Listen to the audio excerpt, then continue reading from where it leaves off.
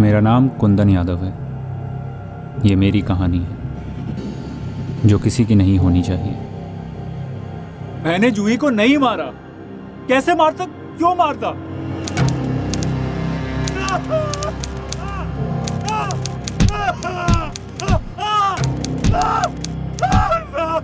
इस कुंदन ने ही हमारी बेटी जूही का कत्ल किया है। मरने से 2 दिन पहले जूही का फोन आया था, कह रही थी कि वो किसी से भी शादी कर लेगी लेकिन कुंदन से हरगिज नहीं। ये जो कुंदन यादव है ना, बड़ा शातिर है। आपको पता है उसने हमें बताया नहीं कि उसके और जूही के बीच में टेंशन चल रही थी। हमें क्राइम सीन पर कुंदन का बटुआ मिला। हर खूनी की तरह उसने भी ये एक गलती की। कत्ल करने से पहले कुंदन ने जूही का रेप किया था। जुर्म कबूल करने के बाद उसने हमें वो जगह भी दिखाई जहाँ पर उसने जूही के मोबाइल को फेंका था। वो मोबाइल हमने बरामद कर लिया। जूही रैया को न्याय मिले, जूही रैया को न्याय मिले, जूही रैया को न्याय मिले। नहीं, हम पर कोई दबाव नहीं था। और ये जात पात की बात कहाँ से बीच में आ गई? इन्वेस्टिगेशन ठीक वैसी ही हुई है जैसे होनी चाहिए। हम चार्जशीट दाखिल करने जा रहे हैं। कुंदन यादव ही हत्यारा है। जूही दैया की खास फ्रेंड प्रिया ने बयान भी दिया है। कुंदन और जूही का ब्रेकअप हो चुका था। जूही कुंदन से शादी नहीं करना चाहती थी। उन दोनों का बैंक में जॉइंट अकाउंट था जिसमें सारे पैसे कुंदन ने ही डलवाए थे और कुंदन को वो पैसे वापस चाहिए थे। मॉर्निंग वॉक के लिए निकल ही रहे थे कि तभी डोरबेल बजी। हमने दरवाज़ा खोला तो देखा कि कुंदन था। कुंदन ने बताया कि जूही के साथ कुछ गलत हुआ है, वो दरवाज़ा नहीं खोल रही। हमें एक बात बहुत अजीब लगी कि सिर्फ सामने का दरवाज़ा ना खुल पाने की वजह से इस कुंदन को कैसे पता चला कि जूही के साथ कुछ गलत हुआ है। हमें तब भी यही लगा था कि ज़रूर कुंदन ने कुछ किया है। नहीं, हमारा बेटा खूनी नहीं है। वो जूही से बहुत प्यार करता था। पुलिस वालों ने खूब पीटा है उसे। कुंदन जूही को मार ही नहीं सकता। हमने कोई जुर्म कबूल नहीं किया। हमें जबरदस्ती फंसाया जा रहा है।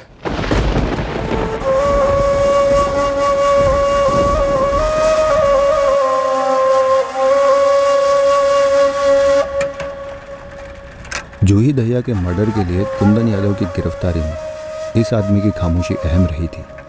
ये उस मर्डर के बारे में जानता था लेकिन किसी के सामने एक शब्द नहीं बोला। चुप रहा, जैसे कि आगे भी कई बार चुप रहने वाला था उन वारदातों के बारे में जो अब होने जा रही थी। एक हमला होने वाला है धनबाद जिले के कैरीगंज गांव के एक घर में। यह गांव धोलकापुर से दूर नहीं है जहां जूही दहिया का कत्ल हुआ था।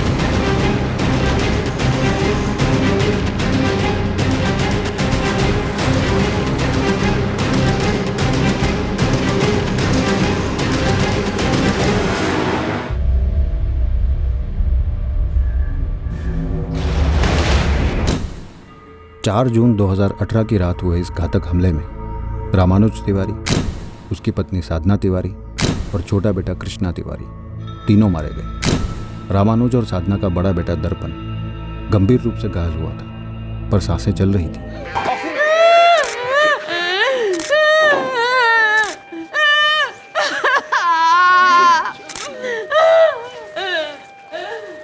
ये कृष्णा है, छोटा बेटा।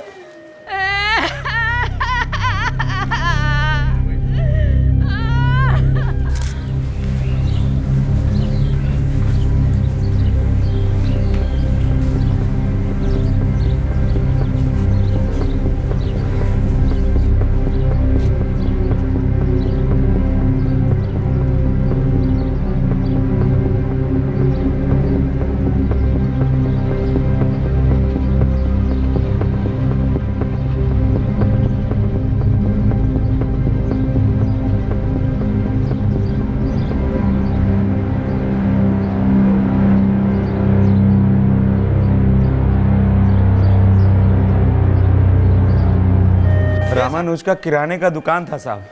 हर रोज दुकान खोलने से पहले हमारे यहाँ आता था और अम्मा से मिलकर जाता था। आज जब मिलने नहीं आया तो हमने देखने के लिए योगेश को भेजा था साहब। हमने बहुत देर तक दरवाज़ा खटखटाया, किसी ने नहीं खोला। फिर देखा पीछे का दरवाज़ा खुला हुआ था। अंदर आकर देखा तो हर जगह खून और ये चारों पड़े हुए थे। पुरुषोत्तम और योगेश, तुम दोनों भाई एक साथ रहते और रामानुज यहाँ पे अकेला रहता था? हमारा घर बस बगल वाला है साहब। रामानुज ने ये वाला खरीदा और यहीं से अपनी गृहस्थी शुरू कर लिया। हमको तो नहीं पता साधना घर पर क्या क्या रखती थी, शालिनी को पता हो शायद। मैडम, यहाँ पर बहुत सारा नगद और गहना रहता था। तुम्हें कैसे पता शालिनी? हम और साधना मिलकर गांव की औरतों के लिए ग्रुप चलाते हैं। कौन सा ग्रुप? चिट फंड जैसा। अगर गांव की औरतों को लोन की ज़रूरत हो तो फिर वो गहना गिरवी रखकर लोन ले सकते हैं और सूद समेत लौटाना भी पड़ता है। पिछले 1 साल से साधना हमारी अध्यक्षा थी। नगद से आई हुई सारी किश्तें वही रखती थी मैडम। ये नगद और गहने मिलाकर कितना हुआ होगा? गहना का तो 2 लाख होगा मैडम। साधना के बदन पर हमेशा बहुत गहने होते थे, लेकिन अब कुछ नहीं है। मंगलसूत्र, कंगन, झुमके सब गायब है। शालिनी, ये नगद कितना होगा? हमारा ग्रुप का तो कुछ मिलाकर 3 लाख होगा और उसका खुद का कितना वो हम नहीं बता सकते।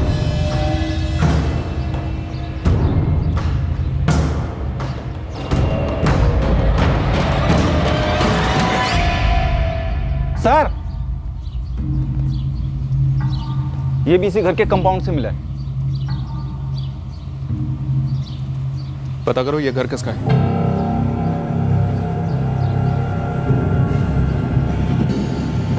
सर, ये इनका घर है। क्या काम चल रहा है घर में? बढ़ई का काम चल रहा है। कुछ कुर्सियां हैं, मेज है और एक अलमीरा। ये हथौड़ा और ये कटर आपके मिस्त्री का है? पता नहीं साहब, उसी से पूछना पड़ेगा। रामानुज तिवारी, उसकी पत्नी साधना और उसके छोटे बेटे कृष्णा, इन तीनों के मर्डर के मुख्य संदिग्ध हमारे सामने थे। रामानुज का बड़ा भाई पुरुषोत्तम और छोटा भाई योगेश। 4 जून 2018 की रात को हुए स्टेपल मर्डर केस का क्या 2 साल पहले हुए Juhi Dahiya rape and murder case से कोई ताल्लुक था? यह हमें उस वक्त तो नहीं पता था, पर ताल्लुक था जरूर, और वो भी काफी गहरा। तुम्हारे फिंगरप्रिंट चाहिए कुंदन। हम नहीं देंगे। हम कोई चॉइस नहीं दे रहे तुम्हें, कोर्ट के ऑर्डर्स हैं। आप लोग हमारे फिंगरप्रिंट्स लेके जूही के सारे घर में छाप देंगे और हमारे खिलाफ झूठे सबूत इकट्ठा करेंगे। तुम्हें प्रिंट तो देने ही होंगे कुंदन, और अगर नहीं दिए तो हम उंगलियां तोड़कर भी प्रिंट निकलवा लेंगे। आपको जो करना है कर लीजिए, हम अपने फिंगरप्रिंट्स नहीं देंगे। ये वाला जो हिस्सा है ये तो अंदर चला गया। लड़का लकी है कि उसकी बाईं आंख बच गई। खतरे से बाहर है आप?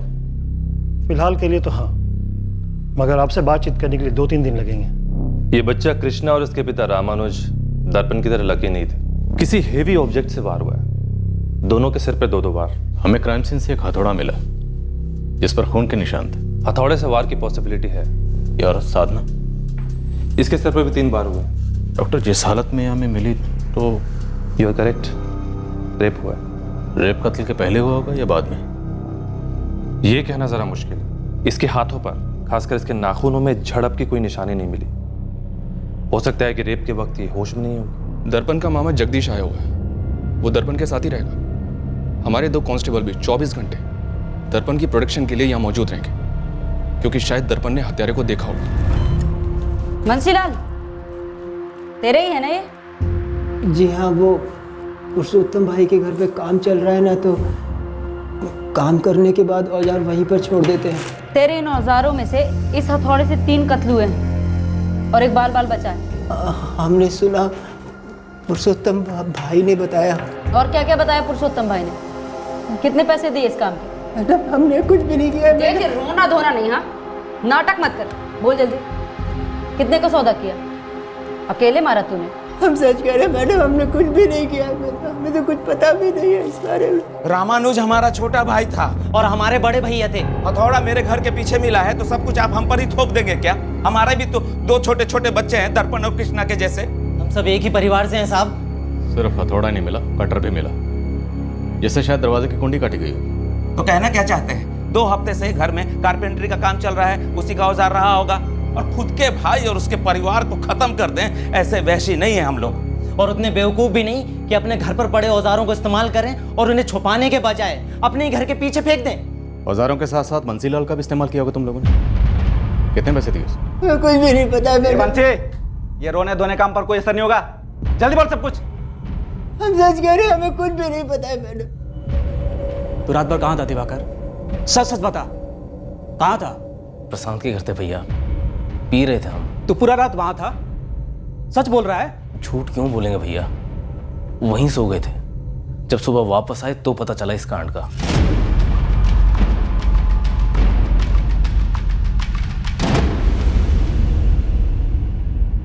ये ले कल्पना, 20,000 है। 6 महीने बाद तू 25 लौटाएगी। और यहाँ दस्तखत। पर साधना दीदी, पिंकी से तो आपने 4,000 रुपए सूद लिया था, तो फिर हमसे 5 क्यों? वो पिछले साल था कल्पना। अब तूने 5,000 जमा किए थे, उसका ब्याज भी तो तुझे ज्यादा मिला था ना। हर साल ब्याज में थोड़ी थोड़ी बढ़त होती रहेगी। ये हमारे 5,000 और इन्हें खाते में जमा कर लीजिए। ये जो चला रखा है ना तूने, सब देख रहे हैं हम, अंधे नहीं है हम ललिता। हमने कुछ नहीं चला रखा है साधना, बेकार के इल्जाम लगाना बंद करो हम पे। हमारे पति के पिछले 6 महीने के पैसे जो बकाए थे वही दिए आज फैक्ट्री में, उसी में से 5,000 जमा किए हमने। हम पैसे की बात नहीं कर रहे ललिता। क्या क्या बोलना चाहती हो तो? तेरा मुंह ना तेरे पति तक ही रख। हमारे पति पर मारने की कोशिश की ना तो बहुत बुरा होगा, बता रहे हैं हम। हमारे भी सुरमा गांव में घूमते रहते हैं और खबर रखते हैं कि कैसे मटकती रहती है तू उनकी दुकान पर। अरे कैसी हो ललिता? महीने में कई बार राशन भरी जा रही है तेरे घर में, ऐसी भी भूख किसे लगती है तेरे घर पे? अपनी गंदी जबान पे लगाम दो साधना। तू अपनी गंदी हरकतों को लगाम दे पहले। ये कोई पहली बार चेतावनी नहीं दे रही हूँ तुझे, लेकिन कुतिया की दुम है कि सीधी नहीं होती है। क्या अनाप शनाप बोले जा रही भाभी? अनाप शनाप कर रही है तेरी ये भाभी। ये जो तेरी ललिता भाभी है ना, कोई दूध की धूली नहीं है। इसने तेरे धनीराम भैया से शादी इसलिए की है ताकि सालों की अधूरी ख्वाहिश पूरी कर सके, मेरे पति को वश में करने की। साधना, तुम्हारी शक्की दिमाग का कोई इलाज नहीं है, लेकिन ये मत सोचना कि तुम जो भी गंद बकती रहोगी हम सब चुपचाप बैठ के सुनते रहेंगे। मेरी बीमारी क्या है ना तू ही जाने, लेकिन इसका कोई इलाज नहीं है। और दिवाकर, आइंदा हम पर हाथ उठाने से पहले अपने भाभी को भटकने से रोक। लगता है तेरे भैया और तुझसे ये संभलती नहीं है। चल चल दिवाकर, जाने दे, ये तो भौंकती रहेगी। तुम होता कौन है हमको मिलने से रोकने वाला रे? दर्पण तुम्हारा भांजा है तो हमारा भतीजा भी है, समझे? जितनी फिक्र तुमको है ना उतनी फिक्र हमको भी है। अगर इतना ही फिक्र है ना तो घर जाइए और जितना फिक्र करना कीजिए, हम रोकेंगे नहीं, पर यहाँ ड्रामा मत करिए। ड्रामा कौन कर रहा है? देखिए आप लोग यहाँ शोर मत कीजिए, हॉस्पिटल है, बच्चा अंदर सो रहा है। इसको यहाँ रुकने का हक किसने दिया है साहब? हम एक बार अपने ही बच्चे से मिल नहीं सकते? फिलहाल बच्चे से मिलने की किसी को भी इजाजत नहीं है, और वैसे ही बच्चा सो रहा है, आप मिलके क्या करेंगे? घायल है बच्चा। जगदीश, अगर बच्चे को गलत पट्टी पढ़ाने की कोशिश भी की है ना तो हमसे बुरा कोई नहीं होगा। फिर डर काहे रहे हो भाई? काहे इतना डर रहे हो? इसका मतलब तुम लोगों के दिल में खोट है। जिया जी के सर पर कितना नाचे हो ना तुम लोग, हमको सब मालूम है। और ये मत समझना कि दुनिया अंधी बहरी गूंगी और बेवकूफ है। और हमको ये भी मालूम है कि इस कांड के पीछे कौन है और काहे के लिए है। वो तो तकदीर ने दर्पण को बचा लिया है, मालूम है काहे को? काहे कि सच्चाई सबके सामने आएगी, बुझे आप लोग? हमारे तीनों बेटों में जमीन को लेके अनबन थी साहेब, लेकिन खून तो एक ही था ना। आप लोग कोई ढंग का छानबीन नहीं कर रहे, बस यही ढूंढ रहे। हत्या में इस्तेमाल किया गया हथौड़ा आपके घर के पीछे से ही बरामद हुआ है मालती जी। और अब तो सारे गांव वाले भी बातें कर रहे हैं जमीन के मसले के बारे में। तो गांव वालों ने आपको ये नहीं बताया कि रामानुज भैया जब सुबह अम्मा को मिलने आते थे, सबसे पहले हमारे हाथ की चाय पीते थे। हमारे बच्चे बबलू, सोनी, उनके बच्चे कृष्णा, दर्पण के साथ सुबह शाम साथ खेलते थे, एक साथ सब स्कूल जाते थे। ये नहीं बताया आपको गाँव वालों ने? सब बताया। हमें यह भी बताया कि रामानुज यहाँ सिर्फ और सिर्फ अपनी माँ से मिलने आता था। हमें यह भी बताया कि गांव के लेडीज ग्रुप में आपके ना शामिल होने की वजह सिर्फ और सिर्फ आपकी देवरानी साधना थी। हमें यह भी बताया कि जब आपके ससुर जी का देहांत हुआ खेतों का बंटवारा हुआ 6 साल पहले। तब से आपके पति पुरुषोत्तम और देवर योगेश, आपके मझले देवर रामानुज से बात तक नहीं करते थे। देखिए, अनबन अपनी जगह है और खून का रिश्ता अपनी जगह। अब कैसे सोच सकते हैं कि इस वजह से हम लोगों ने उन तीनों को मारा होगा? चारों को। प्लान तो पूरे परिवार का सफाई करने का था, लेकिन दर्पण बच गया। और इस बात की पूरी संभावना है कि दर्पण ने कातिल का चेहरा देखा। बंसीलाल, पानी पी ले, पी ले। अगर सच बोल के सजा काटेगा ना, तो सजा सुकून से कटेगी, और हो सकता है अदालत तुम्हारी सजा कुछ कम भी कर दे। साहब, हमने ऐसा कुछ भी। चुप चुप, फिर रोए ना, इस बार सच में रुला देंगे डंडे से। बोल बंसी। साहब, 4 तारीख की शाम अपना दिन भर का काम करने के बाद अपना सामान इकट्ठा किए और पुरुषोत्तम भाई के घर पर रख दिए।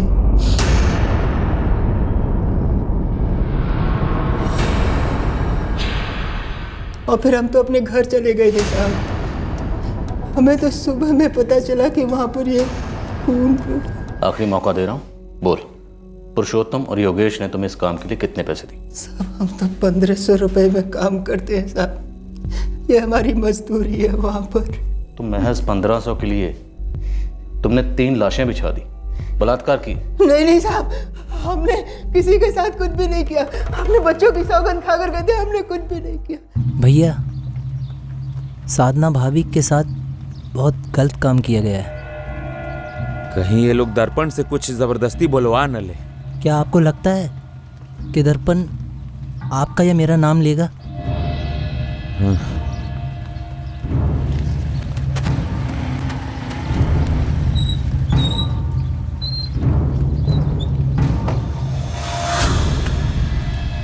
क्या हुआ दिवाकर? भैया वो दर्पण, उसने हमें 2-4 बार अपनी माँ के साथ झगड़ते हुए देखा था। और तुमको डर है कि वो तुम्हारा नाम लेगा? फिर तुमने सच में सब कुछ किया है साधना से बदला लेने के लिए? और उसे अब तक बताया नहीं गया था कि उसका पूरा परिवार, माँ बाप और छोटा भाई इस हमले में मारे गए थे।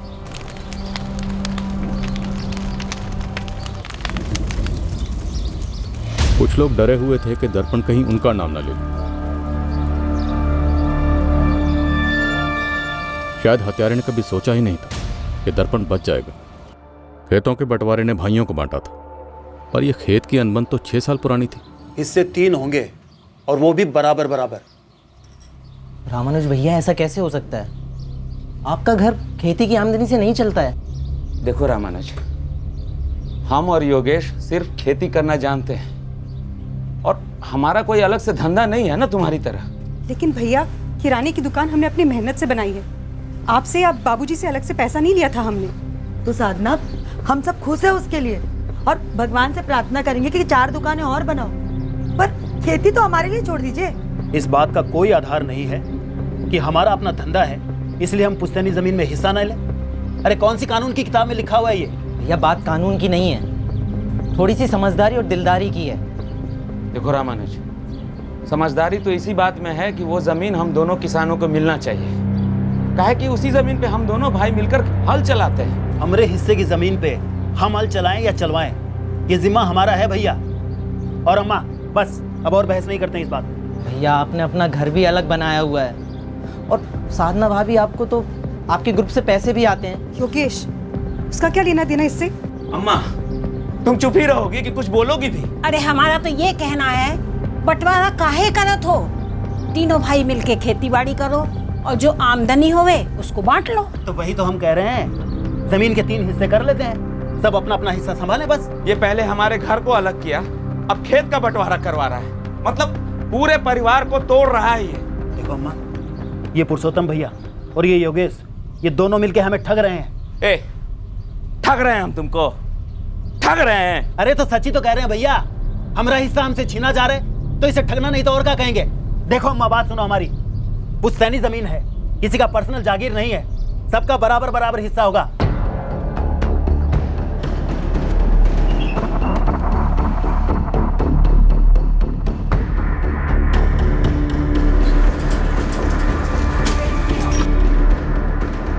अब कैसे? साहब चाबी भी सहमा हुआ है, हम उसको सब बता दिए। बात कर पाएगा? हाँ सर। कुछ बताया इसने? दर्पण बेटा, बहुत दर्द हो रहा है। जिसने आपको ये दर्द दिया ना और आपके घर वालों को मारा है, उसे हम छोड़ेंगे नहीं, जेल में बंद करेंगे। आप चाहते हो ना कि उसे हम जेल में बंद कर दें? आपने देखा था वो कौन है? चेहरा देखा था उसका? नीरज, इस पुरुषोत्तम को उठाओ, डंडा करते हैं। उठाओ इसे।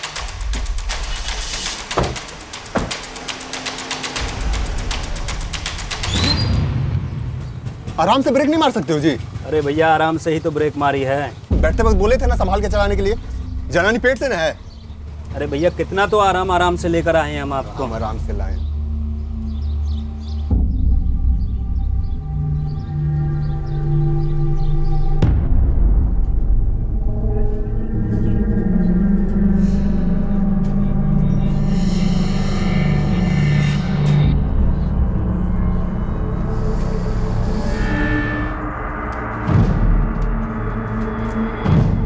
अब एक बार हमारी बात सुन लीजिए साहब, ये दोनों मामा मामी मिलकर बच्चे का कान भर दिए हैं साहब। और दर्पण जमीन के मसले से पहले से वाकिफ था साहब। ये तो इन लोगों ने भड़काया है, आग लगाया है साहब। और बच्चे का जो हालत है आप देख रहे हैं। दर्पण ने मैं साफ साफ बताया है कि उसने तुम्हारे हाथ में हथौड़ा देखा उसे मारने से पहले। हम कह रहे हैं पट्टी पढ़ाया गया है साहब। हम अपने भाई को, खुद के भाई को मारेंगे और उसके बीवी बच्चे को भी मारेंगे।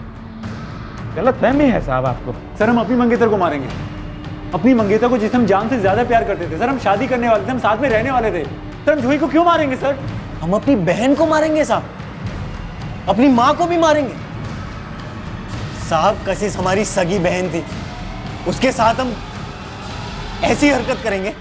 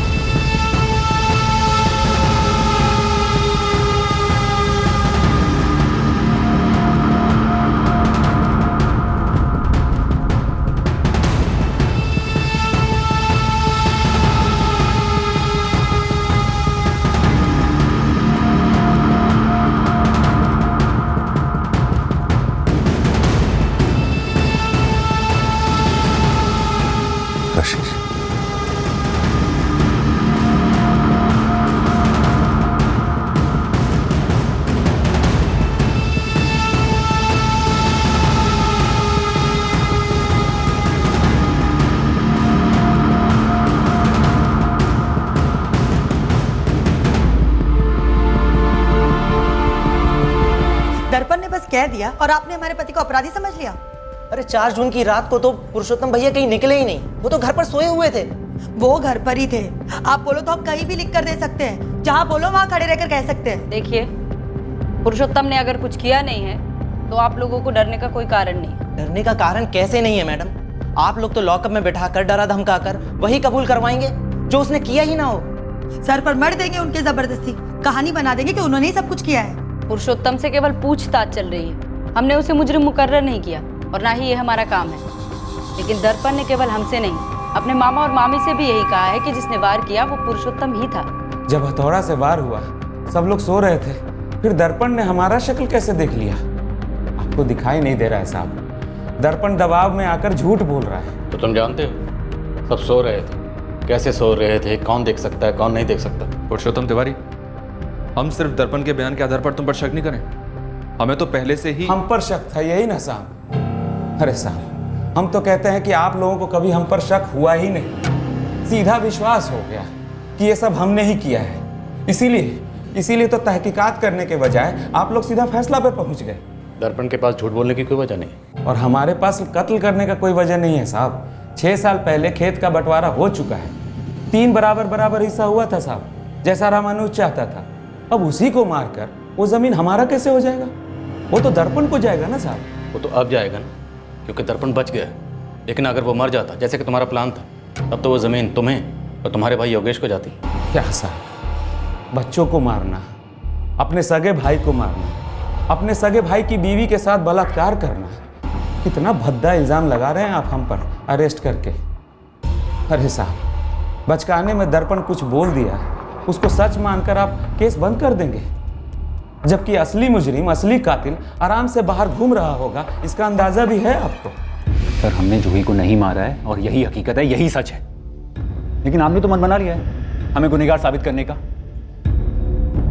सर, टॉर्चर से आप हमारे शरीर को तोड़ सकते हैं, लेकिन हमें नहीं, कभी नहीं। और आप हमें गुनहगार साबित करके उसको जाने देना चाहते हैं, उस वैशी को जिसने हमारी जूही का नहीं सिर्फ मर्डर किया बल्कि उसका रेप भी किया।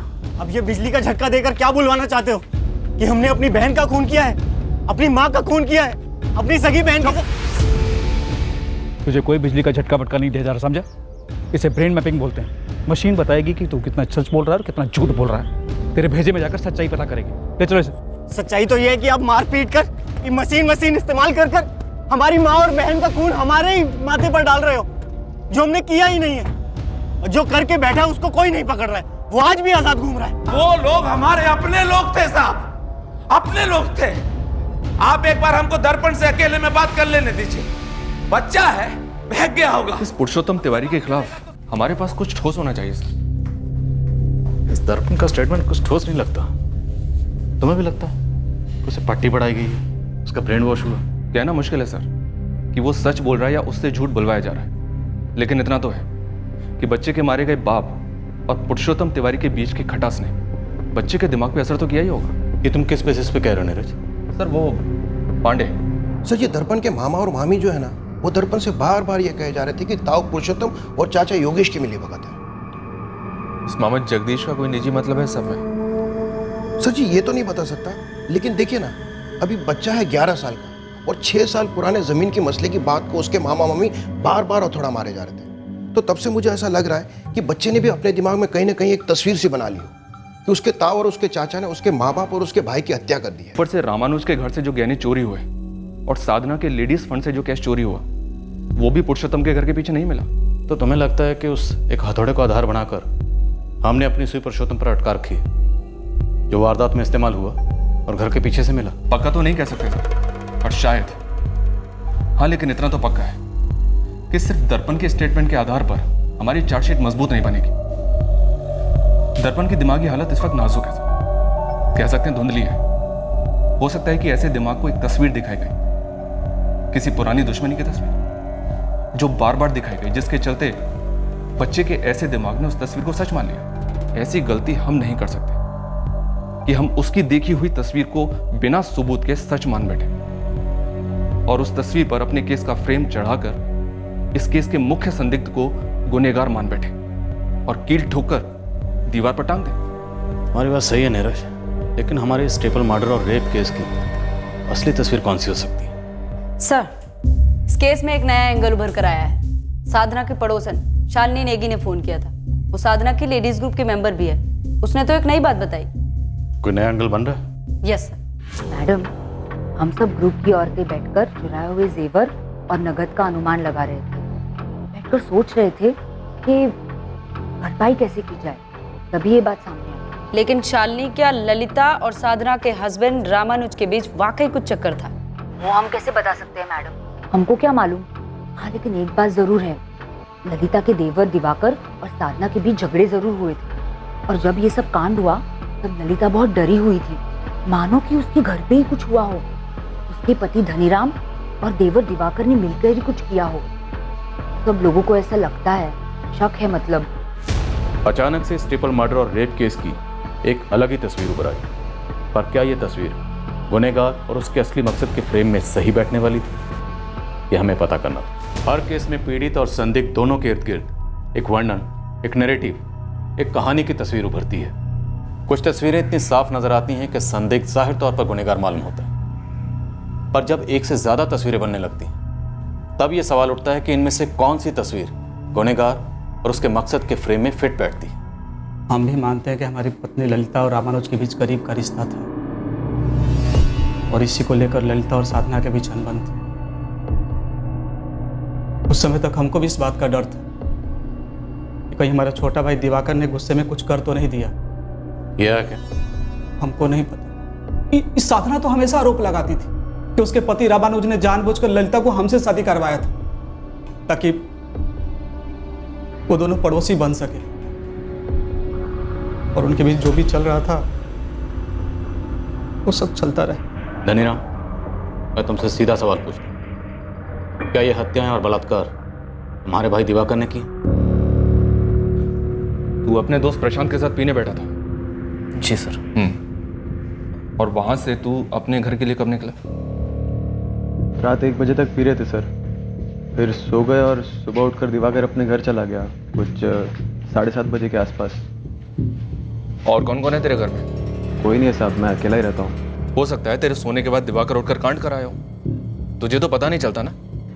वो साहब पता चलता या नहीं चलता प्रशांत? नहीं पता चलता साहब। हमें गुस्सा बहुत था साधना भाभी पर।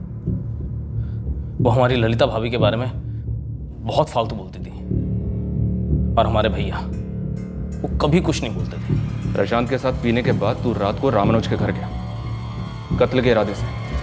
तुझे क्या मालूम था पहले से कि हथौड़ा तुझे पुरुषोत्तम के घर से मिलेगा, या हथौड़ा इत्तेफाकन तुझे वहां मिल गया?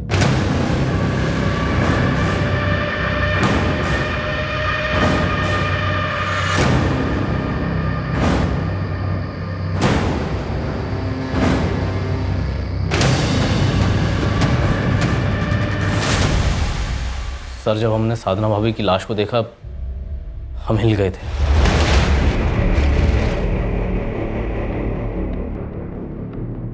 हमें बहुत गुस्सा था। हम उन्हें सबक भी सिखाना चाहते थे। बहुत भयंकर ख्याल आते थे मन में कि कुछ करें, लेकिन सर जब उन्हें इस हालत में देखा और जब मालूम चला कि उनके साथ क्या हुआ था, बहुत बुरा लगा साहब। हम डर गए थे सर। हमने कभी भी अपने मन में भी उनके लिए ऐसा नहीं चाहा था,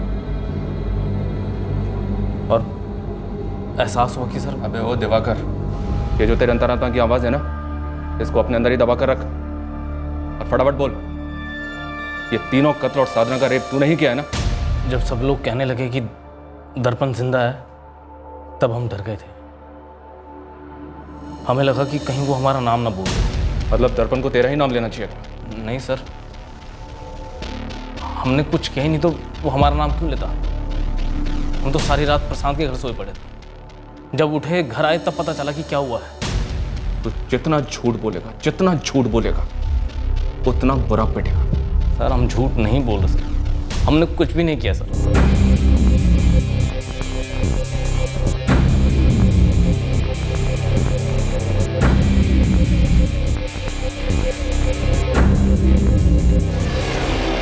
कैश और जेवर कहाँ रखे हैं? जेवर तो बेच दिए होंगे अब तक।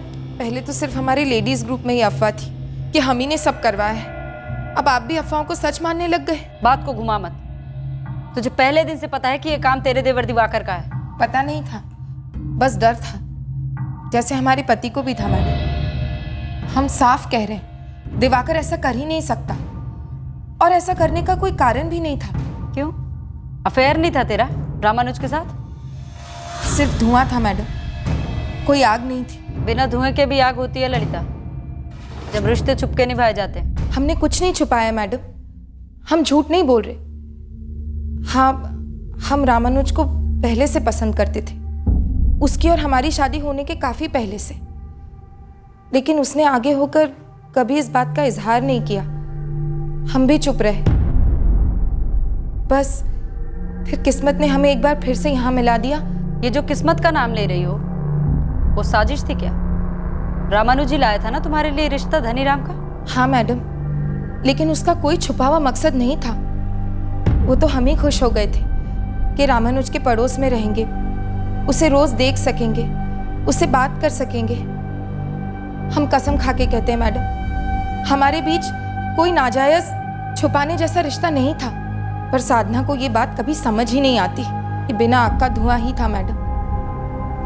हम फिर कह रहे हैं, दिवाकर ऐसा कभी नहीं कर सकता।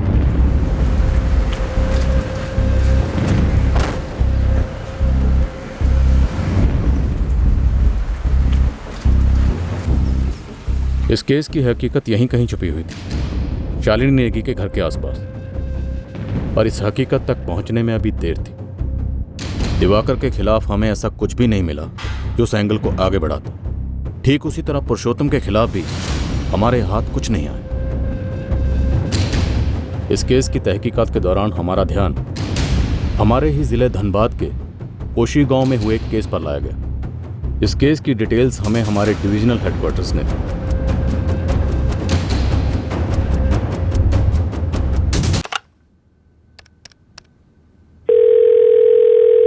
जैन सर। जैन।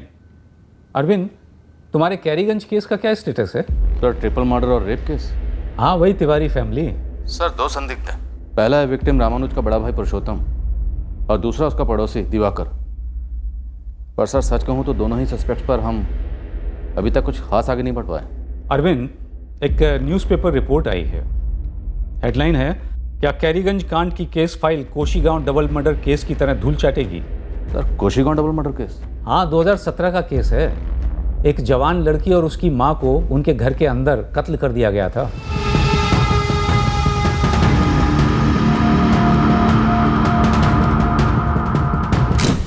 जुलाई 2017 में धनबाद जिले के कोशी गांव में निर्मला महतो को उसके घर में मार डाला गया। वार उसके सर पर किया गया था। साथ ही उसकी बेटी कशिश महतो को मारा गया और उसका बलात्कार भी किया गया।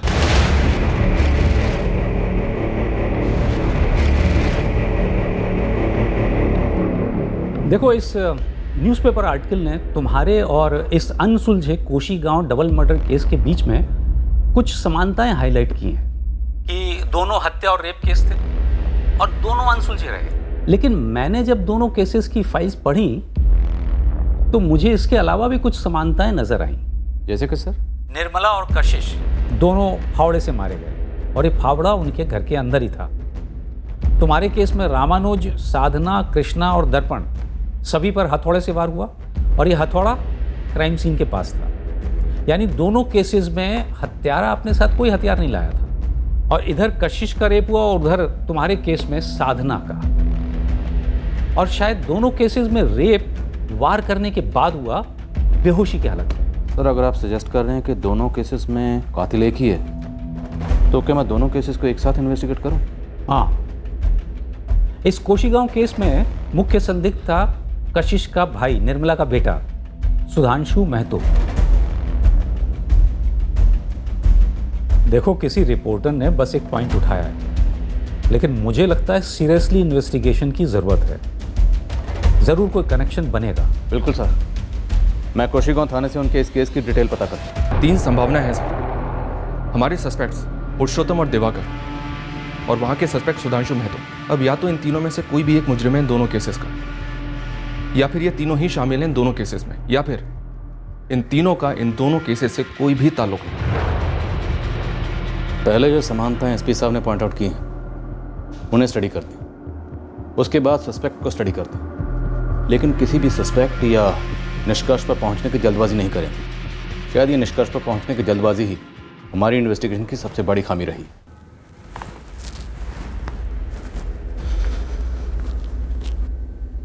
कैरीगंज ट्रिपल मर्डर और रेप केस के दोनों मुख्य संदिग्ध पुरुषोत्तम तिवारी और दिवाकर गुप्ता के खिलाफ कुछ भी ठोस हमारे हाथ में नहीं था, ना कोई लीड थी। हमने उन्हें हिरासत से रिहा तो कर दिया था पर उन्हें क्लीन चिट नहीं दी थी। अब हम 2017 के कोशी गांव डबल मर्डर केस को स्टडी करने जा रहे थे, हमारे केस के साथ जुड़ने वाली कड़ी ढूंढने के लिए।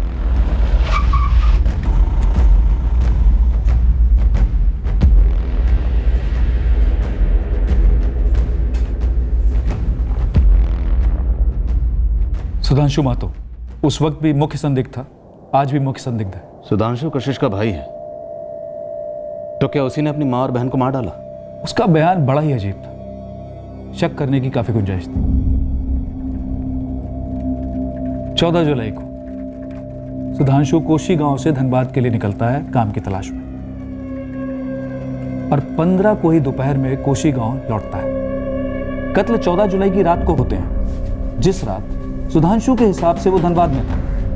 हमें झूठ की बू आने लगती है, और फिर जब घर के दरवाजे पर दिए गए दस्तक का कोई जवाब नहीं आता है, उसे कोई फर्क नहीं पड़ता, कोई चिंता नहीं। वो बड़े आराम से अपने दोस्त पप्पू परदेसी के घर जाता है, चाय पीता है, गप्पे लड़ाता है। और सुधांशु का बाप लाल बहादुर महतो, वो भी उसी शाम को वापस लौटता है पास के गांव से, जहां वो मजदूरी करता है। और मामला तब और अजीब हो जाता है जब सुधांशु अपनी बहन कशिश के मोबाइल नंबर को ट्राई करता है, फोन नहीं लगता, वो आराम से बैठ जाता है। ये नहीं कि जाकर देखे जहां कशिश काम करती है कि आखिर माजरा है क्या।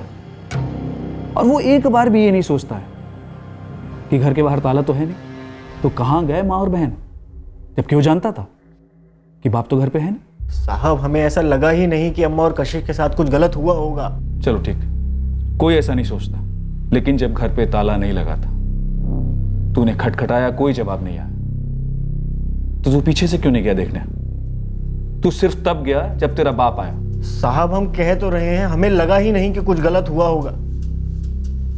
शाम को भी सब कुछ वैसा ही था, तब बापू के साथ पीछे से जाकर देखा हमने। कातिल घर में पीछे के दरवाजे से घुसा, कुंडी तोड़कर? हाँ, सुधांशु और लाल बहादुर के स्टेटमेंट के हिसाब से उन्होंने ये सब शाम को पाया। सुधांशु दोपहर में जब घर आया था तो घर के पीछे की तरफ नहीं गया था।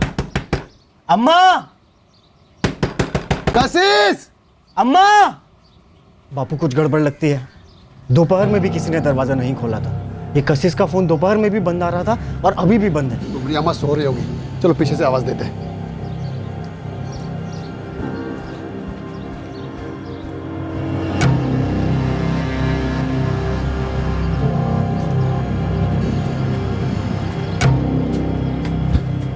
निर्मला! ए कशिश! पता नहीं कहाँ गई। अरे तुम दोपहर में यहाँ आकर देखे नहीं? नहीं बापू, सूझा ही नहीं ना। बापू!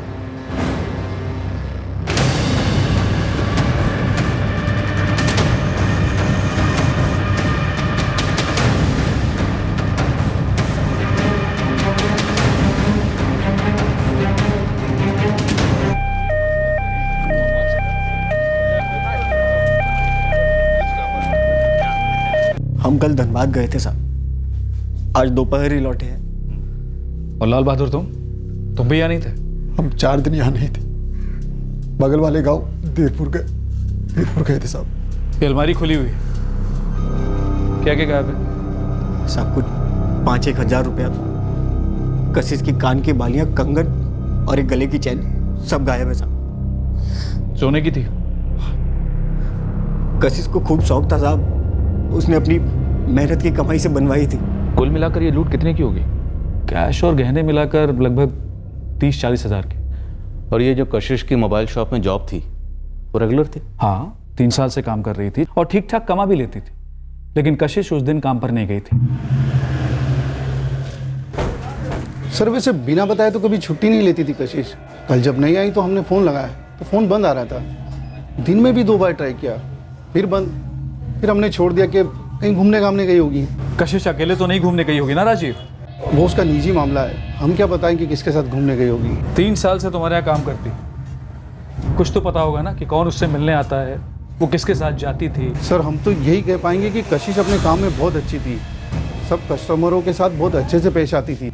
हम तो समझ नहीं पा रहे हैं कि बेचारी कशिश और उसकी माँ को ऐसे क्यों और किसने मारा। सिर्फ मारा ही नहीं है, कशिश के साथ रेप भी हुआ।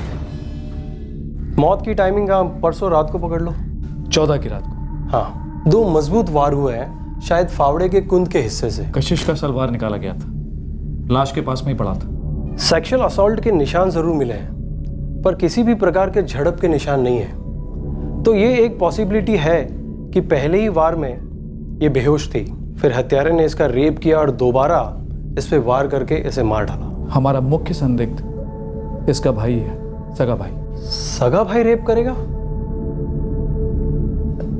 होने को तो हो सकता है, बट ये भी तो हो सकता है कि इस काम के लिए किसी और को भेजा हो और उसने अपनी हवस पूरी कर ली हो। प्रधान, हमारे ट्रिपल मर्डर केस और तुम्हारे डबल मर्डर केस में बड़ी विचित्र सी समानता है।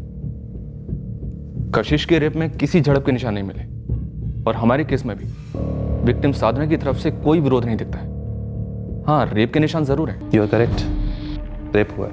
इसके हाथों पर, खासकर इसके नाखूनों में झड़प की कोई निशानी नहीं मिली।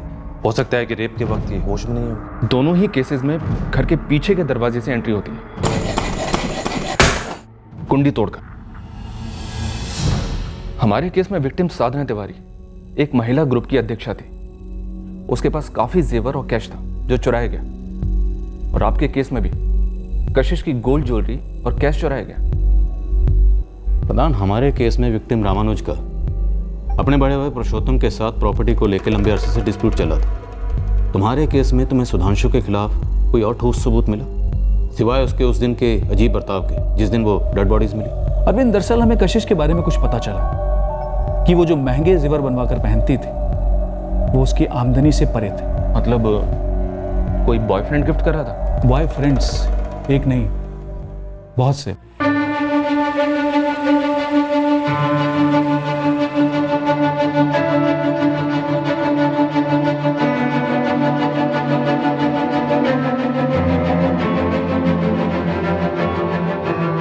इससे फोन लेंगे? ऐसे कैसे? एक कवर भी लीजिए। कशिश के कॉल रिकॉर्ड से हमें 124 अलग अलग नंबर्स मिले। हमने सभी से पूछताछ की और सब के सब उसके बॉयफ्रेंड्स थे।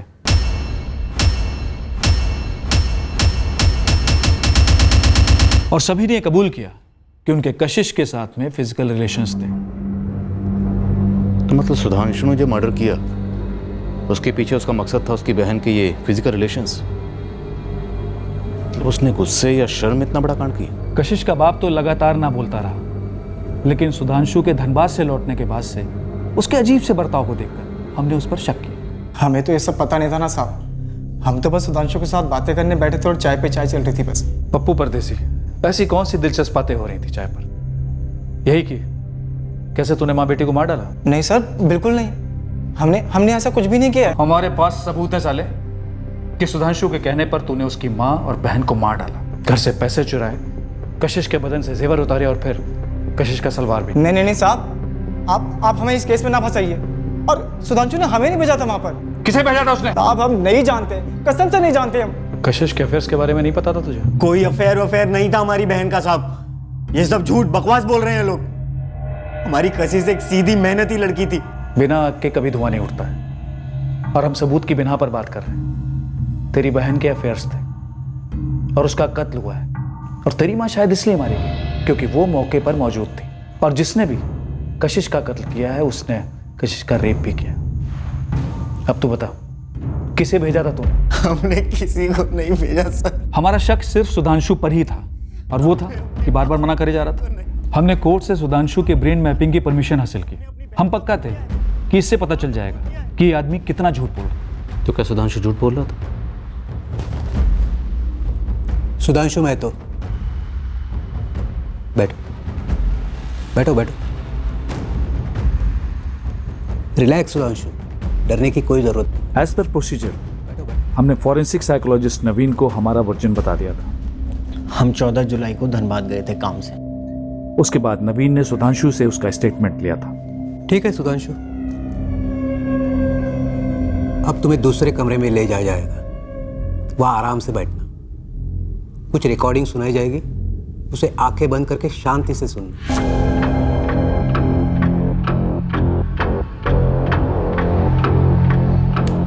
तुम्हारा नाम सुधांशु महतो है?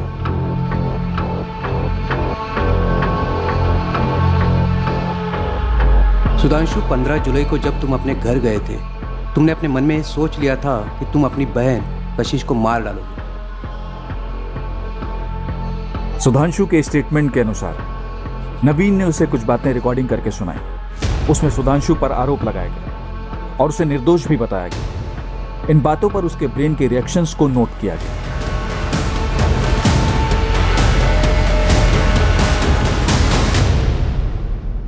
ब्रेन मैपिंग टेस्ट का रिजल्ट क्या है? उसमें से तो ये बच निकला, क्लीन रिपोर्ट थी। आपके इस डबल मर्डर केस में सुधांशु का कत्ल करने का मकसद कशिश के अफेयर्स होंगे, ऐसा आपने कंक्लूड किया था। क्या सुधांशु की उसकी माँ और बाप से कोई अनबन थी? माँ और बाप की आपस में कोई अनबन, या बाप और कशिश की? नहीं, गरीब लोग हैं, उनकी आपस में कोई अनबन है ऐसा कुछ सामने नहीं आया। हमारे इस ट्रिपल मर्डर और रेप केस में बेसिकली 2 मकसद सामने आए थे। पहला ये कि भाइयों की खेत को लेकर आपस में कोई रंजिश थी, और दूसरा ये साधना को शक था कि उसके पति रामानुज का ललिता के साथ कोई अफेयर चल रहा है। सर, अगर इन दोनों केसेस के मकसदों को जोड़ें तो कहीं से भी कोई भी तालमेल बैठता ही नहीं। लेकिन दोनों क्राइम सीन्स मानो एक तरीके से एक जैसे हैं। पीछे के दरवाजे से एंट्री, किसी औजार से वार करने के बाद बलात्कार, उसके बाद हत्या, फिर पैसों और गहनों की लूट, और फिर मर्डर वेपन को वहीं क्राइम सीन के आसपास या क्राइम सीन पर छोड़ जाना।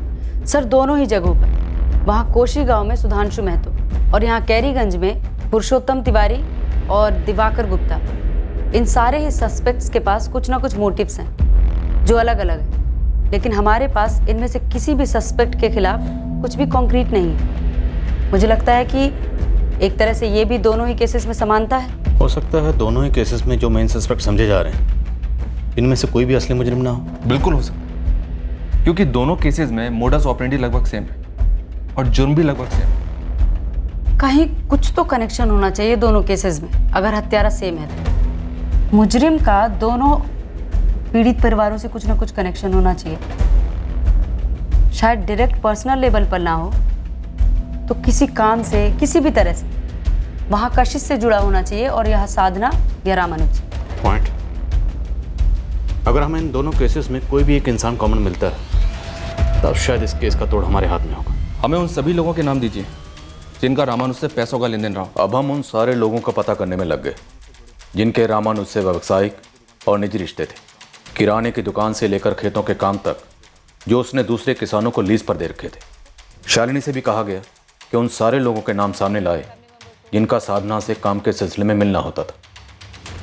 कोशी गांव में इंस्पेक्टर प्रधान ने सुधांशु महतो से उसकी बहन कशिश के रोजमर्रा की जिंदगी के रिश्तों के बारे में पता लगाया, और साथ ही मोबाइल शॉप के मालिक राजीव जोशी से भी उन सभी क्लाइंट्स के बारे में पता लगाया गया जिनसे कशिश के बतौर सेल्स गर्ल व्यावसायिक रिश्ते थे। साथ ही हमने उन सारे 124 लोगों को खंगाला जिन्हें कशिश के बॉयफ्रेंड्स माना जा रहा था। ये सारी कोशिशें उस एक संदिग्ध को खोज निकालने के लिए की जा रही थी जो इन दोनों केसेस को जोड़ने वाली अहम कड़ी हो सकता था। मुबारक हो, बेटा हुआ है। मैडम काजल कैसी है? जच्चा बच्चा दोनों बिल्कुल ठीक है।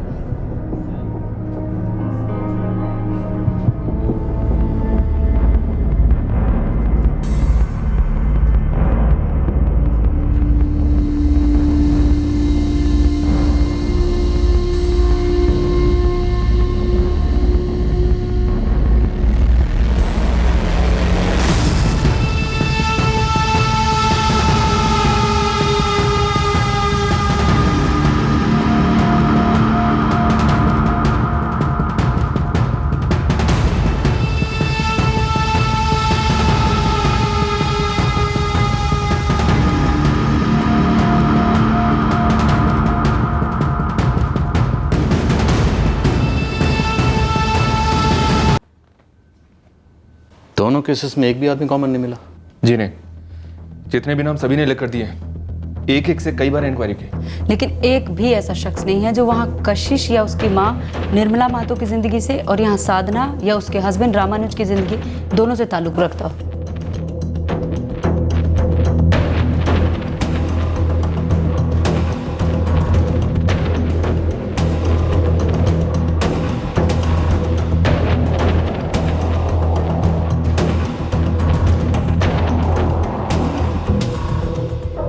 दो 2017 में कोशी गांव में हुए डबल मर्डर केस में एक नैरेटिव, एक वर्णन उभरा जिसमें कशिश के बेशुमार अफेयर्स को इस जुर्म का मकसद माना गया, और इस केस की एक तस्वीर तैयार हुई। 2018 में अपने कैरीगंज में पहला वर्णन तैयार हुआ कि जुर्म का मकसद है रामानुज का उसके भाइयों के साथ खेत का मसला।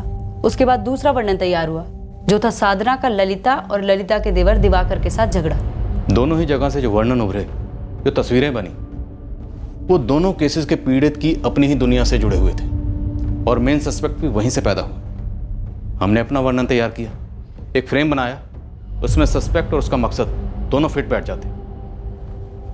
लेकिन रामानुज, साधना और कोशी गांव की कशिश की जिंदगी से जो वर्णन उभरे, जो तस्वीरें बनी, उसमें कोई भी सस्पेक्ट फिट नहीं बैठ रहा। हमें असली मुजरिम और उसके असली मकसद का अंदेशा नहीं दे रहा। हो सकता है सर हमारे सारे नैरेटिव गलत हो। मेरा मतलब जुर्म के इर्द गिर्द जो तस्वीर बन रही है वो तस्वीर हकीकत से कोसों दूर हो। फिर तो यही निष्कर्ष निकलता है कि कातिल कोई रैंडम अज्ञात आदमी है जिसका इन दोनों केसेस में किसी भी पीड़ित से कोई डायरेक्ट ताल्लुक नहीं था। सर रैंडम है, अज्ञात, फिर तो कोशी गांव या कैरीगंज में से कोई भी हो सकता है। जरूरी नहीं यही दोनों जगह से हो, कहीं और से भी तो हो सकता है। अगर हम इस थ्योरी को मानकर चलते हैं तो एक प्रोफाइल बनता है। वो रेपिस्ट है, लूटता है, कत्ल करता है, लेकिन कत्ल करने के लिए वेपन अपने साथ नहीं लाता, बल्कि क्राइम सीन से किसी चीज को उठाकर उसे मर्डर वेपन बनाता है। और कत्ल करने के बाद मर्डर वेपन वहीं छोड़ देते। सर, इसके जुर्म करने का अपना एक पैटर्न है। एक ही जिले के 2 गांव में स्ट्राइक किया इसने, 2 अलग अलग सालों में। शायद पहले भी किया हो सकता है, सालों से करता है लेकिन कभी पकड़ा नहीं गया। एक काम करते हैं, हमारे धनबाद जिले में जितने भी हिस्ट्री शीटर्स हैं जिन्होंने इस तरह के क्राइम किए हैं, सबकी एक लिस्ट बनाते हैं।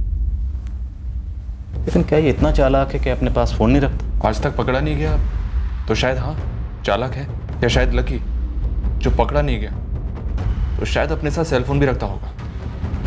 पकड़ा नहीं गया इसलिए मानकर चलते हैं कि लकी है, और ये भी मानकर चलते हैं कि अपने पास सेलफोन रखता है। तो अब हमारे पास पूरा खुला मैदान है। कोशीगांव 14 जुलाई 2017 और कैरीगंज 4 जून 2018। इन दोनों लोकेशंस पर उस रात जितने भी सेलफोन एक्टिव थे सबकी लिस्ट मंगवाते हैं और पता करते हैं कि वो कौन सा कॉमन नंबर है जो इन दोनों क्राइम सीन्स पर उस रात एक्टिव था। 1 साल का गैप है तो शायद नंबर चेंज कर लिया हो। थोड़ा लक हम भी आजमाते हैं, शायद नंबर चेंज ना किया, और अगर दूसरा सिम लिया भी है तो शायद अपने नाम पर लिया। चांस तो लेते हैं, करते हैं एक्सरसाइज। हो सकता है ये रैंडम अज्ञात किलर हमारे हाथ लग जाए। रैंडम किलर, ये बात मैंने हजारों बार कही थी इंस्पेक्टर अजीत भास्कर से कि वो लोग ऐसे आदमी का हत्यारा होने की संभावना को टटोलें, पर नहीं, मेरी दलील सुनी ही नहीं। सर, कोई राह चलता रैंडम अज्ञात क्रिमिनल हो, चोरी करने आया हो और मर्डर और रेप करके चला गया हो, जिसका हमसे या फिर जूही से कोई वास्ता ना हो, ये एंगल आप कंसिडर ही नहीं कर रहे हैं। क्यों? मर्डर, रेप और लूट की साफ सुथरी तस्वीरें मेरे सामने, और तू क्या बोल रहा है?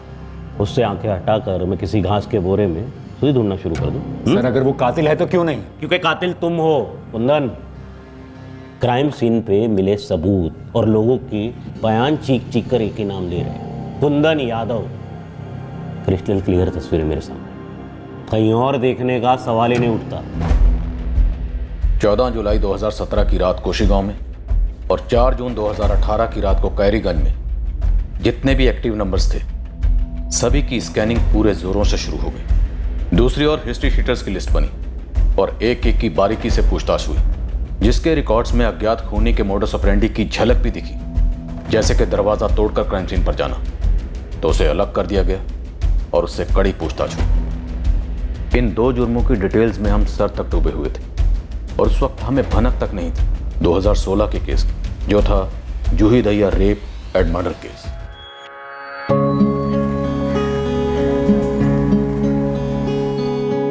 जूही और मैं मेरे डिपार्टमेंट में मिले थे।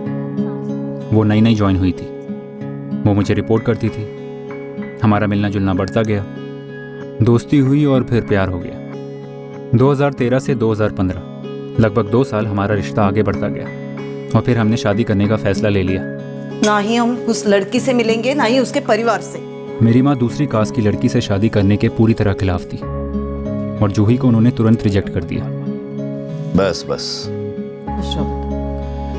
देखो कुंदन, जूही के पेरेंट्स को ऐसी कोई आपत्ति नहीं थी, लेकिन वो मेरी माँ की रजामंदी चाहते थे।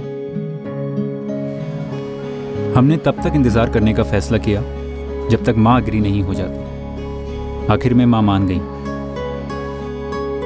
और उसी वक्त मेरी जॉब से बकाये की अच्छी खासी रकम एक साथ मेरे हाथ आई। उन एरियर्स के पैसों में से काफ़ी पैसे मैंने जूही के अकाउंट में ट्रांसफ़र कर दिए ताकि शादी के खर्च में कोई अड़चन ना आए। उस सुबह मैं दौड़ा दौड़ा जूही के घर जा रहा था। पिछली रात जूही ने मुझे कई कॉल किए थे, लेकिन काम के बीच में मैं उसके कॉल ले नहीं पाया था। जब टाइम मिला कॉल बैक किया तो उसका फ़ोन स्विच ऑफ था। मैं जूही के घर का दरवाज़ा खटखटाए जा रहा था, तो जूही दरवाज़ा ही नहीं खोल रही थी। मुझे टेंशन होने लगी। दरवाजे पर भी बाहर से ताला नहीं लगा था। मैं तभी जूही के मकान मालिक वासुदेव जी के घर गया। वो जब आए तो मैं उनके साथ जूही के घर के पीछे की तरफ गया।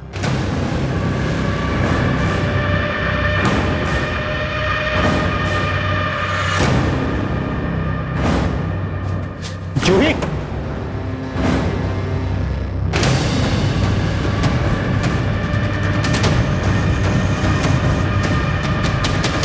जूही, जूही, जूही,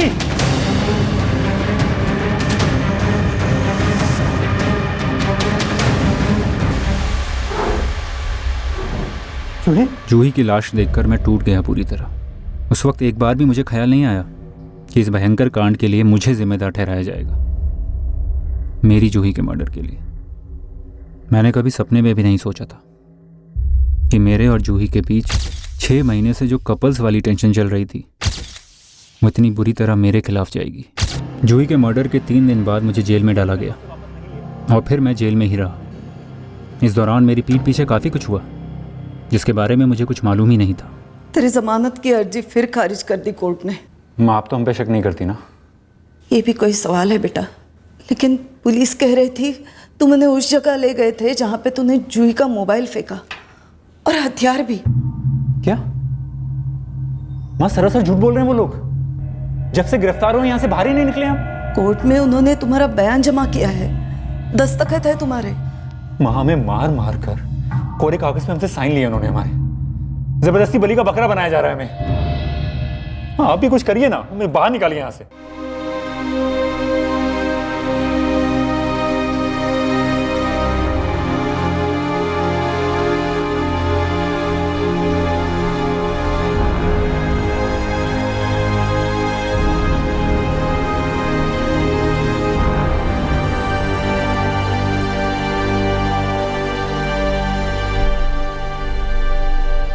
कैरीगंज के रामानुज तिवारी, साधना और कृष्णा तिवारी के ट्रिपल मर्डर केस के तकरीबन 2 हफ्ते पहले कुंदन यादव को जमानत मिली। पूरे 2 साल बाद उसने जेल के बाहर कदम रखा था, पर उस वक्त हमें जूही दहिया रेप और मर्डर केस के बारे में कुछ भी नहीं पता था। आगे चलकर हम उस केस तक पहुंचने वाले थे। बहरहाल कोशी गांव और कैरीगंज के सेल टावर्स डंप डाटा से कोई ब्रेक थ्रू नहीं मिल रहा था और ना ही जिले की हिस्ट्री शीटर्स की स्कैनिंग से कुछ हाथ लग रहा था। इस रैंडम किलर की थ्योरी पे आगे जाने के लिए हमें कोई और ही डेफिनेट दिशा चाहिए ताकि हम उस तक पहुंच सकें। इस रैंडम किलर के और क्या लक्षण हो सकते हैं? 2017 के कशिश और निर्मला महतो मर्डर केस में वो पकड़ा नहीं गया। हमारे ट्रिपल मर्डर केस और रेप केस में भी पकड़ा नहीं गया। मानकर चलते हैं कि शायद वो आज तक पकड़ा ही नहीं गया, इसलिए किसी भी हिस्ट्री शीटर्स की लिस्ट में वो शामिल ही नहीं हुआ होगा। इट मीन्स उसने अब तक जितने भी जुर्म किए हैं वो कभी नहीं पकड़ा गया। आराम से जी रहा है, यहाँ लूट वहाँ लूट, वहाँ कोशी गांव में लगभग 40,000 की और यहाँ कैरीगंज में लाखों की। और उन लूट के पैसों से अब शायद ऐश भी कर रहा होगा। शायद ऐश अकेला ना करता, दोस्तों के साथ ऐश करता, उन्हें दारू वारू पिलाता। तो हो सकता है सर उसने नशे में अपने किसी न किसी दोस्त को कुछ ना कुछ बताया हो इस मर्डर के बारे में। लेकिन हमारे खबरी तो इस जिले के हर गांव में एक्टिव है, शराब के ठेकों पर, जुए के अड्डों पर, रेड लाइट एरियाज पर। अगर ऐसी कोई भी खबर होती तो हम तक पहुंच चुकी होती। राइट, पहुंच जाते। तो मतलब उस आदमी ने अब तक किसी को कुछ नहीं बताया होगा। हो सकता है सर उसके दोस्त भी शामिल होंगे इस लूट में, इसलिए मुंह बंद करके रखा हुआ है। मुझे डाउट है सर कि ऐसा आदमी सिर्फ ये 2 कांड करके बैठा होगा। इसने और भी जुर्म किए होंगे पर ये रडार में नहीं आया। लेकिन इतना तो है सर, इस जुर्म से उसने पैसे काफी कमाए होंगे और अब उन पैसों को उड़ा भी रहा होगा। इसका मतलब है कि ये आदमी अपनी औकात से ऊपर जीता है। इट मीन्स इसकी आमदनी और खर्चे में जमीन आसमान का अंतर है। ये तो बहुत फैला हुआ दायरा। ऐसा आदमी ढूंढने जाएंगे तो एक नहीं कई मिल जाएंगे। चुपचाप पूरे जिले के ऐसे लोगों को रडार में लेते हैं जिनकी आमदनी तो है 4 आना और खर्चा है रुपया। हो सकता है कि ये रैंडम किलर हमें इन्हीं लोगों में से मिल जाए। हम सिर्फ एक ब्लाइंड चांस नहीं ले रहे थे, बल्कि एक ऐसी खोज पर निकल पड़े थे जिसका आधार बिल्कुल हल्का था। हमें नहीं पता था कि इससे कोई ठोस रिजल्ट मिलेगा भी या नहीं।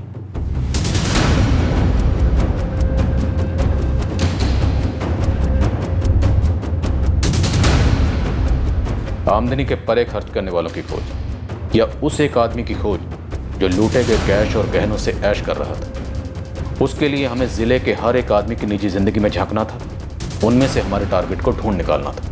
इस खोज में ऐसा भी हो सकता था कि हमारे खबरी खुद मुजरिम से ही बात कर रहे हैं और उनको पता ही ना। हम हर दूसरे आदमी से हर तीसरे के बारे में पता कर रहे थे और तीसरे से दूसरे के बारे में, और करते करते पूरे मोहल्ले, पूरे इलाके, पूरे जिले के लोगों से बात हो रही थी। ऐसी कई आमदनी से परे खर्च करने वालों की प्रोफाइल्स उभर कर आई, लेकिन उनमें से एक थी जो हमारी नजर में आ गई। गुलशन मुंडा नाम है इसका, अमरपुर का है। 4 दिन पहले बेटे का बाप बना है। खर्चा आमदनी से ज्यादा करता है, क्या तो रहा है गुरु। इसके अलावा और ऐसी कौन सी बात है जिससे तुम्हें लगा कि हमें इसको टारगेट करना चाहिए? सर गुरु कह रहा है कि ये काम तो पेड़ पौधे लगाने का करता है, पर इसका खर्चा इसकी आमदनी से ज्यादा है। इसके बारे में और जानकारी हासिल की तो पता चला कि ये अपने दोस्तों को विलायती पिलाता है, वो भी रेगुलर।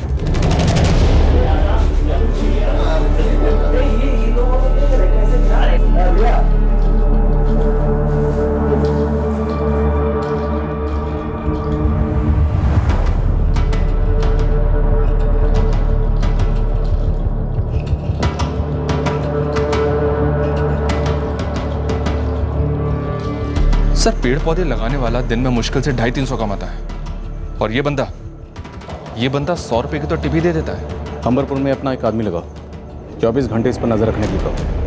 पता करो कि कैरीगंज और कोशी गांव से इसका क्या कनेक्शन निकलता है।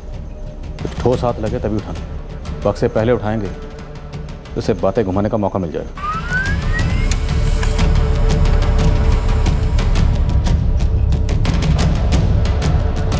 रांची से गुलशन मुंडा की हिस्ट्री मिली है सर। ये ओरिजिनली वहीं से बिलोंग करता है और 6 साल पहले 2 रॉबरी केसेस में अंदर भी हुआ था। नीरज, क्या यही है हमारा असली मुजरिम?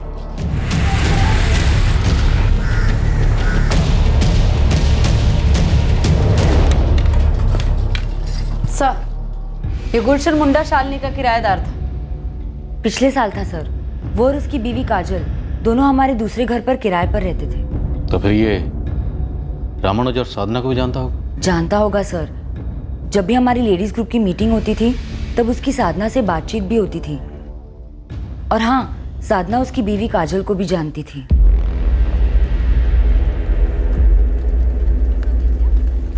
इतनी अहम जानकारी के बाद भी हमने गुलशन मुंडा को उठाया नहीं, बस उस पर नजर रखी, कड़ी बारीकी की नजर। सब बताओ तो, कहाँ ले जा रहे हैं, क्यों ले जा रहे हैं? हमने चुपचाप गुलशन के सबसे करीबी दोस्त राजू निषाद को उठा लिया। हमें गुलशन के खिलाफ जितने हो सके उतने ठोस सबूत चाहिए थे। साहब, हम चोरी नहीं किए हैं साहब, और ना ही हम चोरी का कमाई का पीते हैं। ये क्या बोल रहे हो साहब? साहब, हम अंबरपुर फर्नीचर फैक्ट्री के ना छोटे से कारीगर हैं। तू नहीं, तेरा दोस्त गुलशन मुंडा, जो तुझे और प्रशांत को लगभग रोज पिलाता, वो भी विलायती। इतने पैसे कहाँ से आते हैं उसके पास? तू फोकट की पीता है ठीक है, लेकिन अगर मुंह नहीं खोलेगा ना तो फोकट की सजा भी काटेगा, समझा? पता नहीं कैसे, लेकिन साहब गुलशन के पास बहुत सारे पैसे आते हैं। पेड़ पौधे का काम करता है ना वो, तो पैसे उगाता है या पैसों के पेड़ लगाता है? देख राजू, सीधी तरह से बता दे उसके पास इतने पैसे कहाँ से आते हैं। बोल। साहब, हम कह रहे हैं ना, हमको नहीं पता है।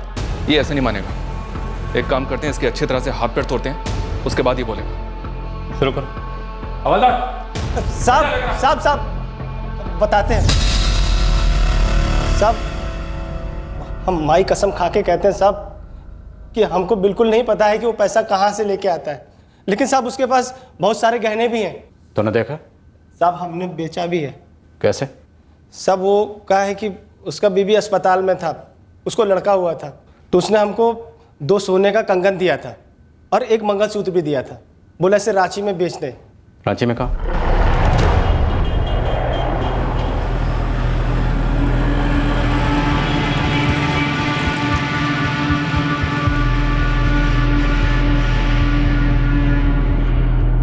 साहब, हमें सच में आइडिया नहीं था कि ये माल चोरी का हो सकता है, वरना हम लेते ही नहीं।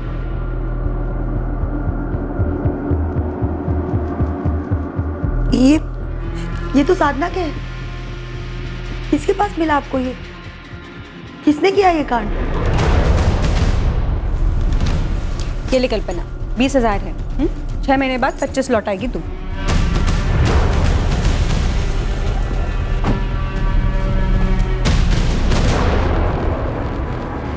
गुलशन मुंडा, चल। कहाँ सर? क्यों? थाने बात करनी थी सर। तो यहाँ बात कीजिए ना सर। अरे साहब, कहाँ लेके जा रहे हैं? क्या हुआ सर? बात तो बताइए। बात तो बताइए सर, क्या बात है? अरे सर रुकिए तो। गुलशन मुंडा, तेरा तो खात्मा। जा। अरे रुकिए तो। 14 जुलाई 2017 को तुमने कोशी गांव की कशिश और उसकी मां निर्मला महतो का कत्ल किया। कशिश का रेप किया और घर लूटा। 4 जून 2018 को कैरीगंज के रामानुज तिवारी और उसकी पत्नी साधना और बेटे कृष्णा का कत्ल किया। साधना का रेप किया और घर लूटा, लेकिन उनका बड़ा बेटा दर्पण वो बच गया और तुझे पहचान लिया। और जो जेवर तूने तेरे दोस्त राजू के हाथों बिकवाए थे वो भी बरामद हुए हैं।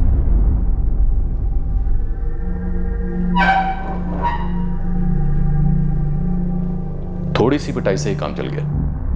पहले पूरी तरह मना करने वाले गुलशन ने दोनों केसेस में अपना जुर्म कबूल कर लिया।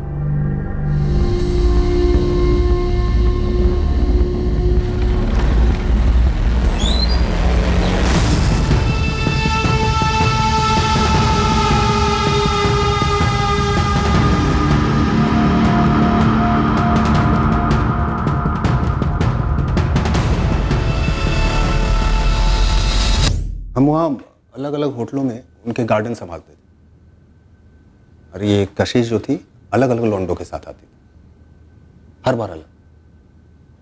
सर वो मेरे दिमाग में ऐसे बैठ गई थी, मतलब बैठ गई थी। और ये साधना जो थी उसको भी हम कई बार देखे थे। हमारी मकान मालकिन जो शालिनी जी थी उनके घर पे देखे थे, वो भी ऐसे दिमाग में बैठ गई थी सर।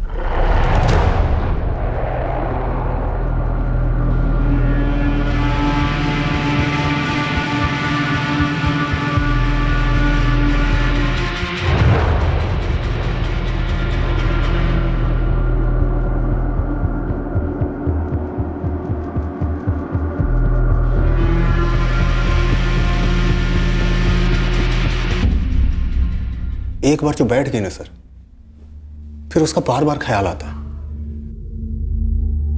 मतलब दिखाई भी देने लगती है ऐसे सामने, जैसे आप लोग नहीं दिखाई दे रहे हैं वैसे। ये पागलों वाली हरकत बंद कर और सीधा सीधा जवाब दे। जब तू कशिश के घर में घुसा तुझे पहले से पता था कि उसका भाई सुधांशु और पिता घर पर नहीं है? उसके बाप को तो सर हमने कभी देखा ही नहीं था।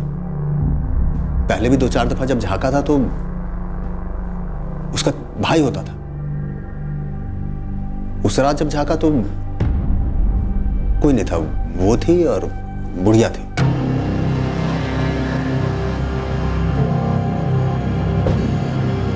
गुलशन मुंडा को क्राइम सीन पर ले जाया गया, जहां उसने एग्जैक्ट तरीका बताया कि वो कशिश के घर में किस तरह घुसा था।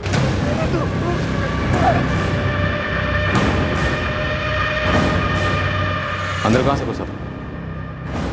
इधर से सर। ये कुंडी का ना स्क्रू ढीला था, जोर से धक्का दिए खुल गया। चल दिखा कैसे किए।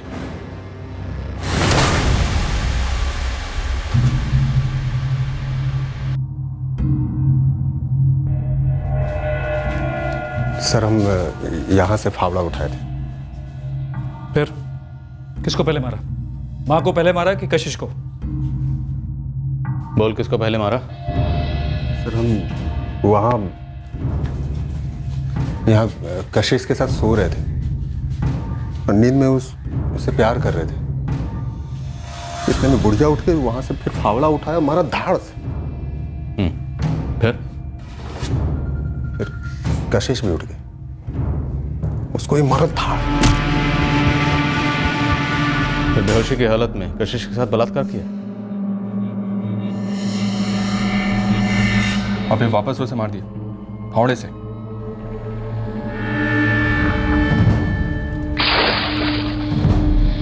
हम गुलशन को कायरीगंज ले गए रामानुज तिवारी के घर और उससे पूरे जुर्म की रिक्रिएशन करवाई।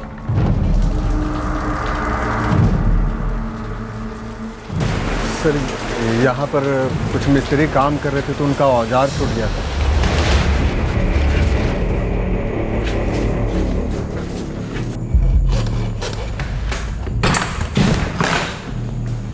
बेहोश कर दिया उसे, फिर रामानुज को मार डाला, फिर साधना के साथ बलात्कार किया। गुलशन साफ मना करता रहा कि इन 2 जुर्मों के अलावा उसने और कोई जुर्म नहीं किया। हमारे बार बार पूछने पर भी वो अपनी बात पर अड़ा रहा। गुलशन झूठ बोल रहा।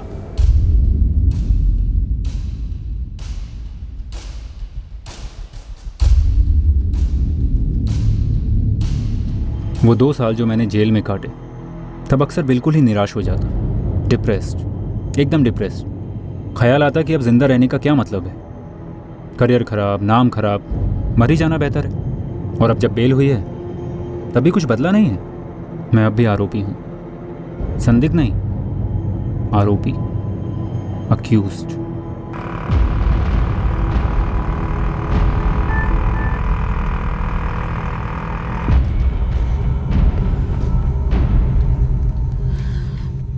कहिए, मैं आपकी क्या मदद कर सकता हूँ? जी, मैंने न्यूज़पेपर में पढ़ा वो 2017 का कोशी गांव और 2018 का कैरीगंज का केस है, उसका हत्यारा पकड़ा गया। उस हत्यारे ने जिस प्रकार मर्डर्स किए हैं उसे देखकर आपको ऐसे नहीं लगता कि जूही दहिया हत्या केस में भी इसी का हाथ हो सकता है? जूही दहिया हत्या केस 2016 का केस है।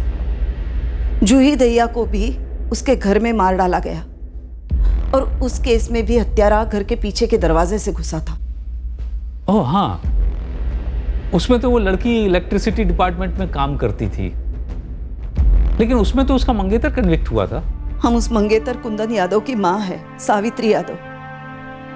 2 साल बिना जमानत के जेल काटी है हमारे बेटे ने। कुंदन ने जूही को नहीं मारा था और जूही का केस इन दोनों केस की तरह है। हम विनती करते हैं आपसे, कुछ कीजिए इस बारे में। कुंदन जूही से प्यार करता था, उससे शादी करने वाला था, उसको बुरी तरह फंसाया गया है। हम हाथ जोड़ते हैं, इकलौता बेटा है हमारा और निर्दोष है, कुछ कीजिए इस बारे में।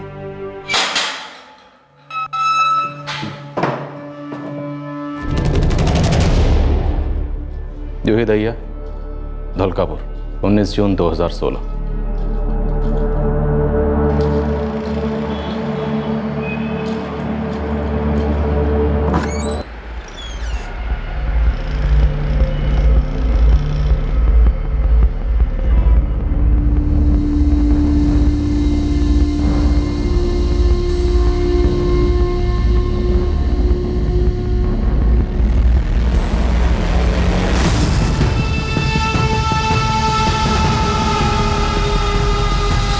जूही के मकान मालिक वसुदेव, जो होमगार्ड में काम करते हैं, जिनका बगीचा तू संभालता था, उन्होंने तुझे पहचान लिया। अब पौधों की तरह तेरी कटाई शुरू करें।